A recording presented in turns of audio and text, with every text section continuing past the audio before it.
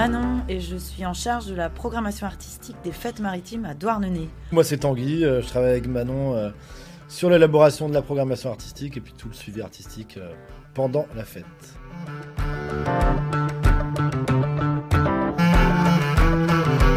C'est un festival qu'on a pensé pour toute la famille, du 14 au 17 juillet, de 10h à 1h du matin, sur toute l'enceinte du festival, sur les quais, sur les bateaux, un peu partout. Il y aura des animations prévues pour toute la famille et le tout accessible. Les enfants, par exemple, c'est gratuit pour les moins de 12 ans. Il y aura des fanfares, un bagad, un manège salé, de l'art de rue, des impromptus musicaux un peu partout.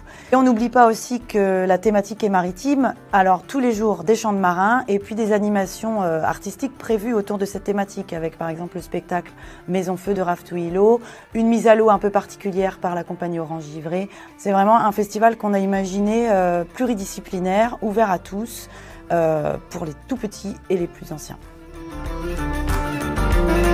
Pour ouvrir la première soirée donc, du jeudi soir, il y aura une cérémonie d'ouverture qui va mêler des musiciens d'horizons vraiment différents. Ils vont chanter des chansons traditionnelles douarnenistes. On va mêler du chant de marin avec le groupe Mouesse Poru et du rock'n'roll avec la DZ City Rocker, un chanteur d'électro qui s'appelle El Maout qui va chanter avec des Den Paulik. Den Paulik, c'est le personnage emblématique du carnaval de Douarnenez. Bref, des gens de tout horizon qui seront amenés à venir sur scène pour chanter des chansons douarnenistes. Les douarnenistes, les touristes et les gens qui participeront à la fête seront aussi invités à chanter avec eux. Voilà, donc un moment vraiment très festif pour débuter les 4 jours de fête sur les chapeaux de roue.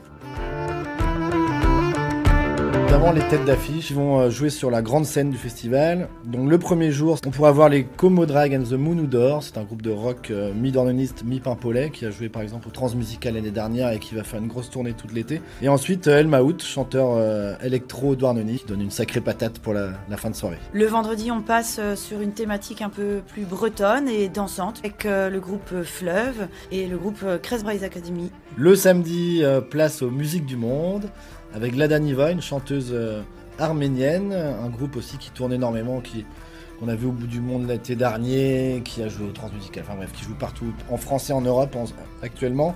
Et une fin de soirée plutôt bal du monde avec le groupe Radio Tutti, voilà, qui animera un bal musique du monde. Et le dimanche, on finira encore avec les musiques du monde, puisqu'on n'oublie pas qu'on est ancré à Douarnenez dans notre port, mais tourné vers l'extérieur. Et on aura le plaisir d'écouter l'Abbesse.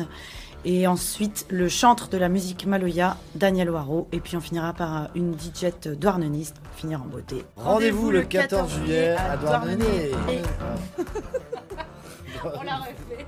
Juillet. Ouais, juillet.